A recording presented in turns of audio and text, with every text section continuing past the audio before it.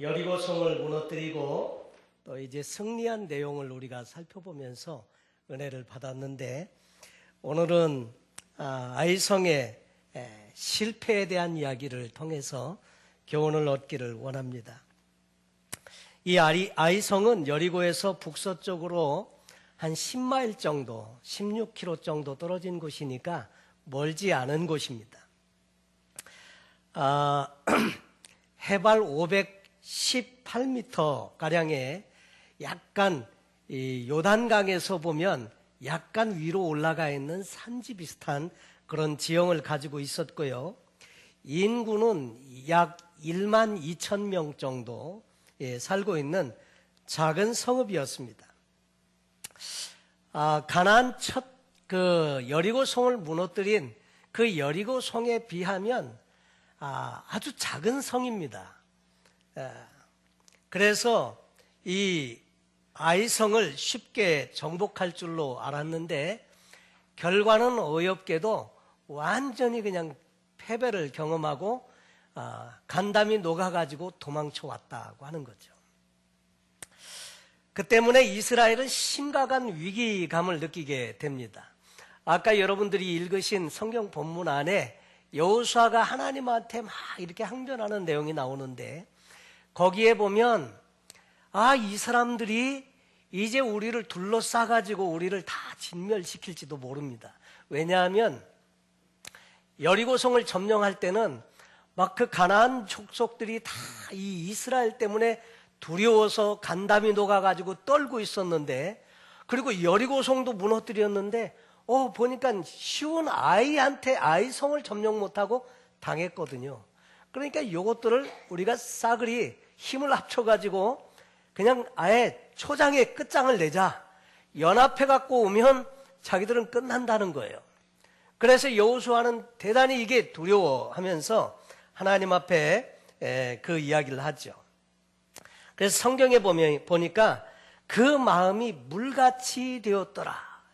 물이라고 하는 것은 확 쏟아져 갖고 그냥 이렇게 흔적도 없이 사라져 버리는, 아주 마음이 낙담하고 실망하고 절망 가운데 있는 이것을 그 마음이 물같이 되었더라 이렇게 말합니다. 그 전에는 이스라엘 백성들을 이 가나안 족속들이 두려워했는데, 이 일로 말미암아 이제는 가나안 족속들을 이스라엘 백성들이 두려워하게 된 거죠. 도대체 왜 그들은 그 강성한 그 여리고는 점령하면서 아이성은 실패했나? 이스라엘 백성들이 가나안 땅을 정복하면서 유일하게 패배했던 장소가 이 아이성입니다. 그런데 이 아이성의 실패는 이스라엘 백성들에게 약이 됐습니다. 그래가지고 다음부터는 그 실수를 답습하지 않고 계속 승리하면서 가나안을 정복해 갈 수 있었더라 하는 거죠. 때로는 승리를 통해서 얻는 좋은 레슨도 있지만, 때로는 패배를 통해서 경험하는 좋은 레슨들이 참 많습니다.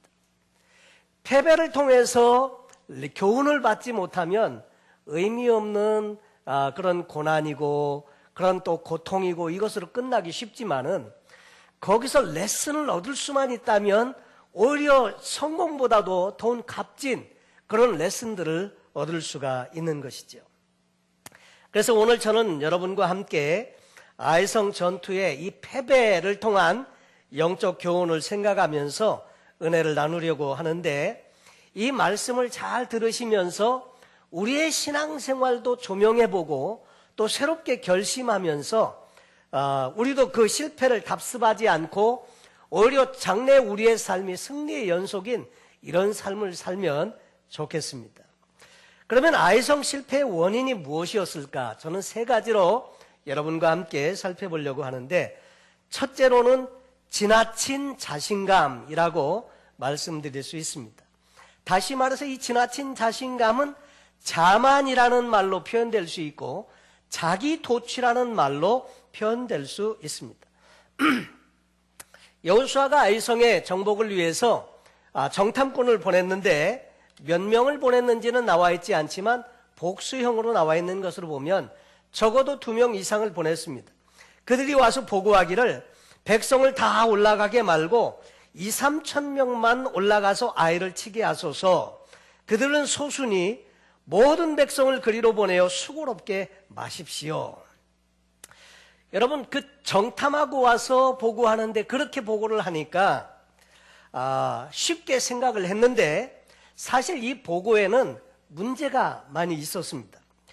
아이성에는 12,000명 정도가 살고 있었고 3,500명 정도의 싸울 수 있는 군사가 있었습니다. 그리고 언제나 일반적으로 전쟁을 할 때는 공격을 하는 쪽이 방어를 하는 쪽에 3배 정도가 돼야 승산이 있다고 이렇게 보고 있습니다. 그리고 더더군다나 그들은 성 안에 있었기 때문에 힘이 배가가 되니까 그 성을 정복하려면 적어도 한 10,000명 정도의 사람을 보내야 승산이 있는 건데 이 사람들이 너무 쉽게 생각했어요. 왜냐하면 그 힘든 여리고 성도 우리가 무너뜨렸는데 저것들쯤이야. 아주 it's a piece of cake. 그래가지고 2, 3천 명만 보내십시오. 이렇게 된 겁니다. 여러분, 이런 보고를 하게 된 원인이 뭐냐면 바로 이스라엘 백성들의 교만 때문이었는데 여리고 성도 무너뜨렸는데 저것들쯤이야. 근데 그들이 한 가지 착각하고 있는 게 있었습니다. 그건 뭐냐면 여리고 성을 누가 무너뜨렸다고요? 하나님입니다. 근데 하나님이 무너뜨렸는데 이 사람들은 지금 어떻게 생각하는 거예요? 우리가 여리고 성도 무너뜨렸는데 저것들쯤 거기서 이게 교만이 이게 들어온 거예요. 자기도 모르게 저것들쯤이야. 여러분, 그러다가 아주 된통호되게 당한 내용이 바로 이 내용입니다. 36명 정도가 죽임을 당했고 급하게 쫓겨 도망쳐 와가지고 진을 치고 있는데 간담이 다 녹았더라. 그리고 여호수아는 비통해가지고 그 이스라엘의 장로들과 더불어서 여호와의 궤 앞에 땅에 엎드려서 머리에다가 티끌을 재를 무릅쓰고 옷을 찢고 그 궤 앞에서 그냥 머리를 숙이고 도대체 어떻게 이런 일이. 같이 한번 따라해 보실까요? 여호수아가 한 말이 이런 것 같아요. 같이 한번 따라해 보시죠. 우째 이런 일이. 예, 여호수아가 아마 그랬을 거예요.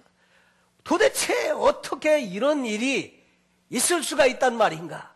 여호수아도 아마 여리고성도 점령했는데 저 아이성 때문에 어째 이런 일이. 도저히 이해할 수가 없었다고 하는 거죠. 근데 이스라엘 백성들이 착각하고 있는 것은 하나님의 능력으로 행한 일을 자기들이 한 일로 착각했다 하는 거죠. 잠언에 보니까 교만은 패망의 선봉이라고 했습니다. 이 교만해져서 이스라엘 백성들은 너무 쉽게 생각한 거예요. 그리고 여기 여리고성의 승리감에 도취해서 그들은 누가 여리고성을 무너뜨렸는지도 잊어버리고 그러면서 자만을 하게 되었더라 하는 거죠. 여러분, 우리 신앙생활에도 이런 경우가 있더라고요.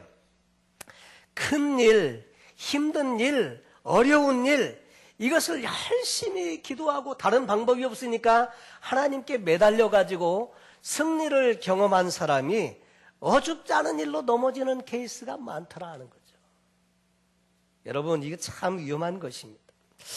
어떤 사람은 경제적인 파산으로 인해서 극심한 어려움을 겪다가 하나님의 도우심으로 극적으로 재기에 성공을 했는데 이 사람이 머지않아 신앙을 떠나고 또 쾌락을 쫓아 살다가 패망하게 된 이야기도 제가 들은 적이 있습니다. 여러분, 왜 이런 일이 우리의 삶에도 일어날까? 앞에서의 성공 때문에 오히려 그 남은 생애에서 패배를 경험하는 경우가 많더라는 거예요.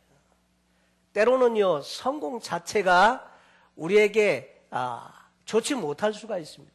장점이 단점이 될 수가 있다는 거예요. 그것을 조심해야 한다는 것입니다.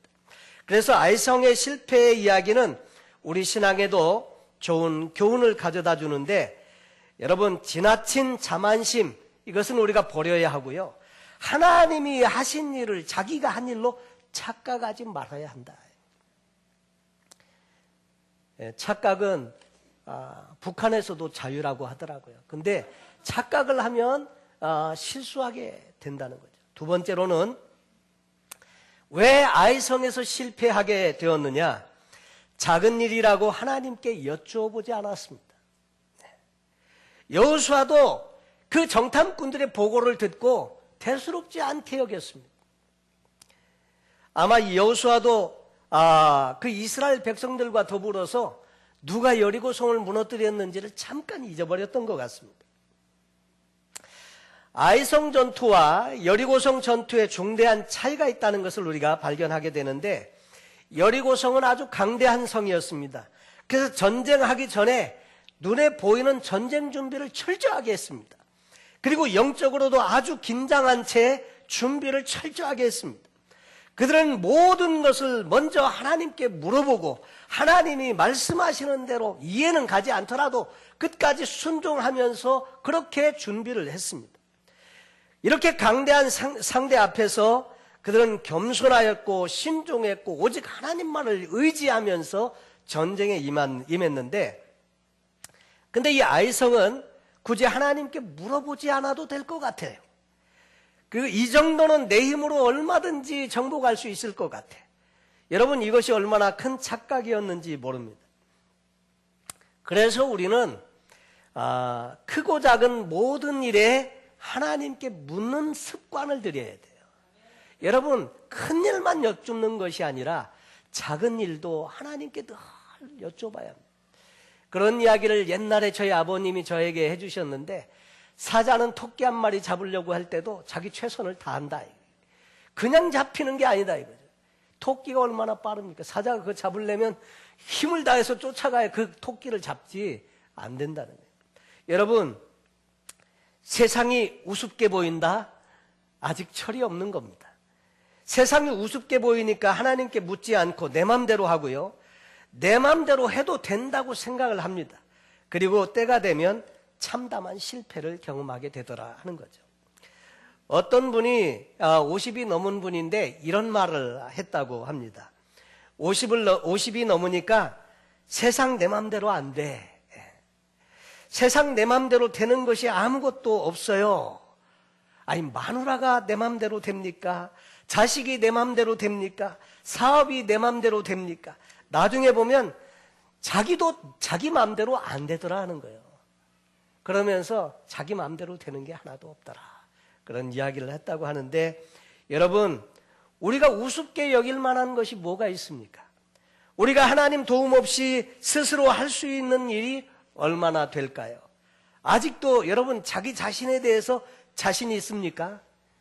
여러분, 우리가 한 가지 꼭 기억해야 하는 거, 자만심은 금물이다 하는 것입니다. 크고 작은 모든 일에 하나님께 여쭤보시고 하나님의 인도를 받으셔야 한다는 것이죠. 세 번째로, 불순종의 죄가 있어서 아이성 정복에 실패합니다. 이것은 아간의 죄였는데 이것 때문에 하나님께서 함께 하시지 않았더라 하는 거죠.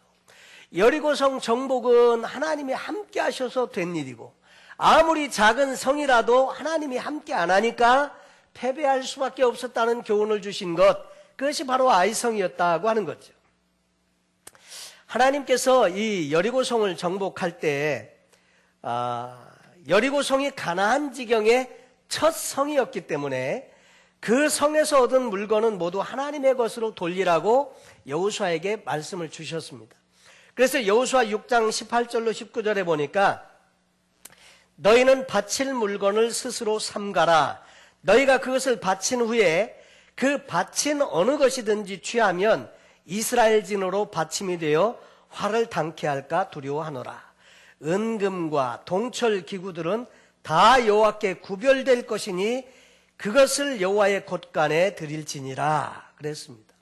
그랬는데 아간이라고 하는 사람이 신할산 외투 한 벌, 금 50세겔 중에 무게에 있는 금덩어리 하나, 그리고 은 200세겔을 자신의 장막 땅 속에 파묻어두는 범죄를 저지르게 되었습니다. 사실은 보면 참 숫자가 희박한 거예요. 여러분, 그 많은 사람이 여리고성을 쳤는데, 여러분, 이게 범죄한 사람이 딱 한 명만 있었다. 이것도 사실 대단한 건데, 그런데 하나님은 그것을 간과 안 하시더라 하는 거죠. 결국 그것 때문에 이스라엘 전체가 하나님께 범죄한 것이 돼서 전쟁에 졌다고 하나님은 말씀해 주십니다.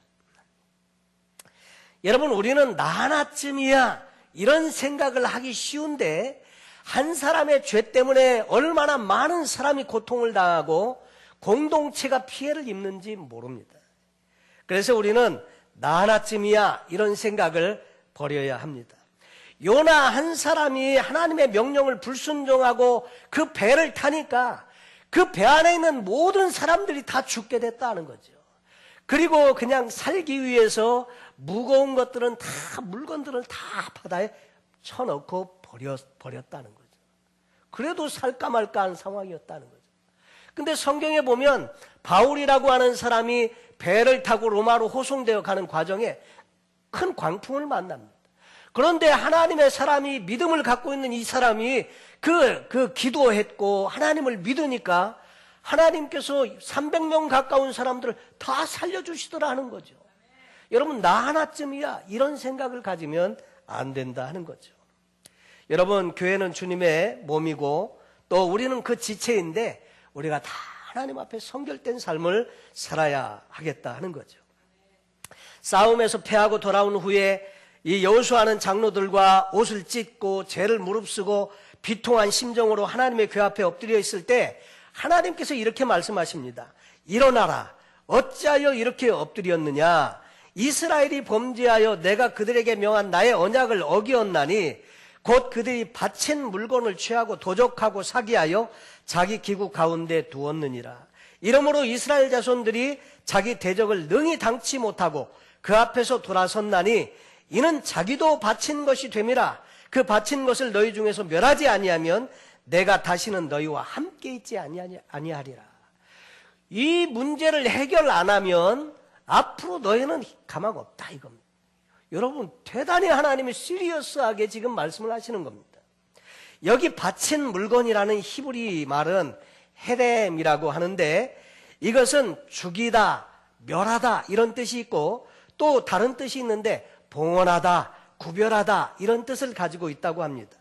그래서 이 말의 뜻은 죽여야 할 것, 마땅히 멸해야 할 것을 구별해서 하나님께 드리는 것이다. 그런 의미가 있습니다. 이것이 바로 온전히 바친 물건을 의미하는데 바쳐야 하는 것을 안 바쳤기 때문에 너희가 바치는 물건이 되었다. 그 뜻을 하나님께서 말씀해 주시는 것입니다. 그래서 이 전쟁에서 패했고 이 문제를 해결 안 하면 내가 너희와 함께 안 하겠다. 여러분, 가나안 땅 그 지경에서 이제 그 여리고성 하나 정복한 것뿐입니다. 근데 정복해야 할 일들이 그렇게 많은데 하나님이 함께 안 하시면 어떻게 되는 겁니까? 그냥 끝장입니다. 요단강을 건너왔지만 여리고성을 정복했지만 희망이 없습니다. 하나님이 함께 하셔서 여리고성도 무너뜨려 주시고 정복할 수 있었던 건데 하나님이 함께 안 하시면 그 다음에는 뭐 말할 필요가 없죠. 큰 위기입니다. 그래서 하나님이 지시하는 대로 이제 제비뽑기를 해서 누구 때문인지를 가리게 됩니다. 다음날 아침에 성결케 한 다음에 다음날 아침에 각 지파대로 12지파를 다 오게 했는데 제비뽑기를 하니까 유다지파가 뽑혔습니다. 그 유다지파 중에 그 족속들을 가까이 나오게 했는데 세라 족속이 뽑혔고 세라 족속의 각 남자를 가까이 나오게 하였는데 삽디라고 하는 사람이 뽑혔습니다. 이 삽디의 가족 각 남자를 가까이 오게 하였더니 삽디의 손자고 갈미의 아들인 아간이라는 사람이 뽑혔습니다. 아간에게 여호수아가 말하죠. 이실직고 해라. 어떤 일이냐? 그랬더니 아간이 다 말해줘. 내가 신할산 외투 한 벌과 그 다음에 50세겔 중에 금덩이 하나 그리고 200세겔의 은을 내가 장막에 숨겼습니다. 그래서 당장 가서 장막을 뒤져보고 땅을 파보니까 거기 숨겨놓은 거예요. 그거 다 가지고 왔습니다. 그런데 이 아간이라고 하는 사람의 이 아간이라는 말의 뜻은 두통거리, 근심거리라는 그런 뜻이라고 하는데 원어의 뜻을 살려서 우리말로 옮기면 꼴통, 그 다음에 골칫거리 이런 뜻이라고 그래요. 근데 부모가 왜 하필 이런 이름을 줘줬을지 이게 너무 이해가 안 가는데 그래서 여러분 이름을 잘 줘줘야 돼. 예, 이름을. 예. 근데 그래서 이 꼴통이 꼴통짓을 해가지고 그 이스라엘 백성이 큰 문제가 생기게 됐다고 하는 거죠. 전쟁에서 패해서 36명이 죽고 많은 사람들이 부상을 당하고 간담이 높고 하나님이 이제 더 이상 함께 안 하시겠다고 하시고 이것처럼 위기가 없습니다. 그래가지고 여호수아가 명령을 내리죠. 아간과 그 온 가족이 수치를 당하고 큰 비극을 맞게 됩니다. 숨긴 200세겔의 은, 그 다음에 50세겔 중에 금덩어리, 그리고 아름다운 외투 한 벌, 그리고 그의 소유, 아들들과 딸들, 그리고 소들과 나귀들, 양들. 그러니까 이게 가난한 사람은 아니었어요. 많이 갖고 있는 사람입니다. 이건 소들도 있고 나귀들도 있고 양들도 있고, 그리고 장막과 무릇 그에게 속한 모든 것을 이끌고 아골골짜기로 데리고 가서 거기서 돌로 쳐서 죽이고 불살라버리고 다 죽여버리고. 성경을 읽으면서 참 너무하다, 하나님 참 너무하십니다, 이런 마음이 들더라고요. 그거 훔쳤다고 어떻게 일가족을 다 몰살시켜버리고 다 그렇게 할 수 있나, 너무하다. 근데 여러분 아십니까? 이게 시범 케이스라는 거예요. 시범 케이스. 성경에 보면 아나니아와 삽비라 재산의 절반을 바쳤는데 죽었어요, 둘 다. 요즘 우리 하나님, 그런 하나님이시면 진짜 우리 예배 때 나올 때마다 진짜 두려워서 어떻게 매번 나올 수 있겠습니까? 근데 이 아나니아와 삽비라의 이야기도 이게 시범 케이스라. 네, 시범 케이스. 제가 처음 군대에 입대했을 때 의정부 대기소에 있다가 비가 주룩주룩 내리는 날인데 배치받기 위해서 기다리고 있었습니다. 그런데 관광버스하고 그 군용 트럭들이 연병장에 가득 찼는데 누가 그런 말을 해요. 군용 트럭을 타면 후방이고 관광버스를 타면 전방이라는 거예요. 야, 이 군용 트럭을 타고 싶은데.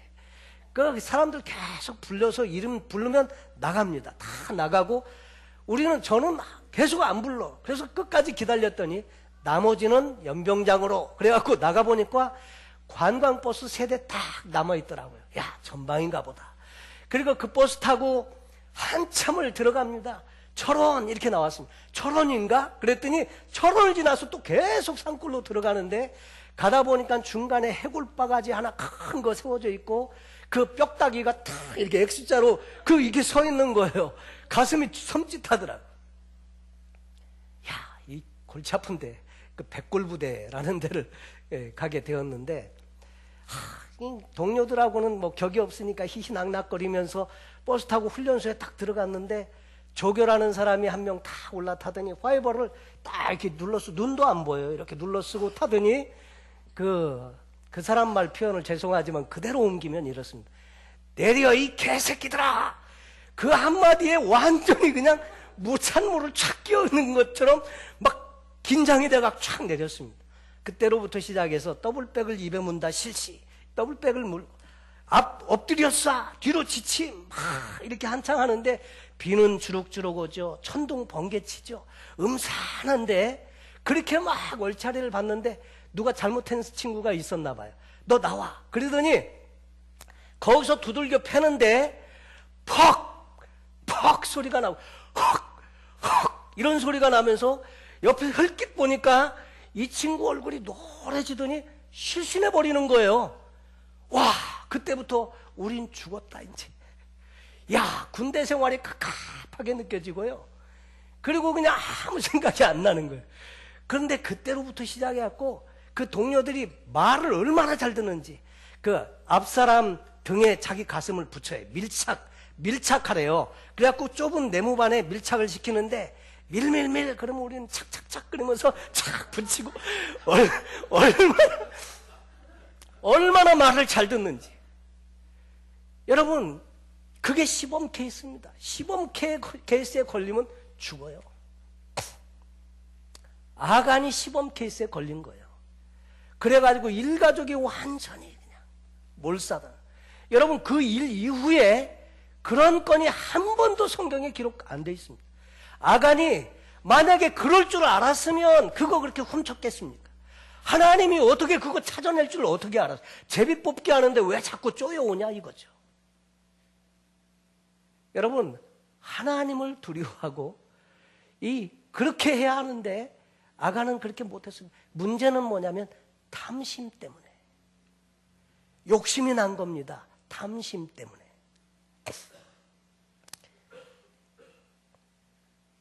여러분, 이 아간의 시험은 저와 여러분에게도 옵니다. 우리에게는 다 탐심이 있어요. 소유하고 싶은, 하나님이 명하셨는데 아직도 이거 내려놓지 못하는 이 할렘의 요소가 있어요. 그 할렘을 드리지 못하면 우리가 할렘이 된다는 거예요. 이거 참 두려운 말씀입니다. 우리가 가지고 있으면서 멸망할 것, 우리를 죽이고 오히려 그럴 것은 온전히 하나님께 바치라는 거예요. 하나님이 거룩하게 해주셔야 한다는 거예요. 우리가 이 할렘의 요소, 이것은 탐심인데 이것을 해결하는 방법은 아주 간단합니다. 하나님께 맡기면 됩니다. 하나님께 드리면 되는 겁니다. 이거 하나님이 맡으셔야 합니다. 드리면 하나님이 받으시고 하나님이 그것을 거룩하게 해주시고 다시 우리에게 돌려주시면 그것이 우리에게 축복이 되는 것인데, 여러분, 그 지혜가 우리에게 필요하다. 자기 스스로 말하십시오. 자기 스스로에게. 나는 꼴통이 아니다. 나는 꼴통이 아니다. 아간은 자기가 그렇게 했어요. 아간은 스스로 바쳐야 할 것을 숨김으로 온 가족이 비극을 당하고 그 이스라엘 백성들이 함께 고통하고 하나님이 함께 안 하시겠다, 이런 아주 대단한 하나님으로부터의 진노를 받게 되었습니다. 여러분, 그래서 우리는 성공보다도 때때로 실패가 더 많은 삶의 유익을 가져다 줍니다. 바로 하나님은 이 아이성 전투의 이 아간의 이야기를 통해서 저와 여러분에게 귀한 레슨을 주기를 원하시는 겁니다. 결국 이 아이성의 실패를 통해서 이스라엘 백성들은 그걸 깨달았어요. 그래가지고 그 일 이후에 30여 차례의 전쟁에서는 무패입니다.